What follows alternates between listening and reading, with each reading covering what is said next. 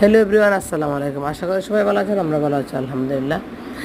কক্সবাজার থেকে আমরা গিয়েছিলাম ইনানি, তারপরে হচ্ছে হিমছড়ি আর পাটোয়ার টেক। পাটোয়ার টেক হচ্ছে মেন যাওয়ার উদ্দেশ্য। ইনানি আর হিমছড়িতে অনেকবার গিয়েছি আগে, কিন্তু পাটোয়ার টেক যাওয়া হয় নাই। এবার পাটোয়ার টেক গিয়েছিলাম। পাটোয়ার টেক হচ্ছে সূর্য ডুবার যে দৃশ্য, এটা কিন্তু কাছ থেকে দেখা যায়। দেখবেন অনেক মানুষ এখানে ফটোশ্যুট করতেছে। ওখান থেকে একদম সূর্য যখন ডুবে যায় একদম কাছে থেকে দেখা যায়।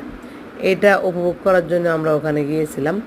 তো যাওয়ার রাস্তায় এই রাস্তার এই পাশে হচ্ছে পাহাড় আর পাহাড়, উঁচু থেকে উঁচু, উঁচু থেকে উঁচু পাহাড়।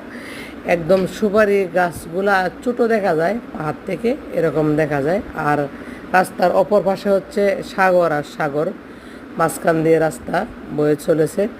তো ওই এলাকার অন্যান্য কোনো ফসলাদি কম চোখে পড়েছে, শুধু সুপারি বাগান আর হচ্ছে নারিকেল বাগান, এই দুইটাই। আর এই পাশে হচ্ছে সাগর।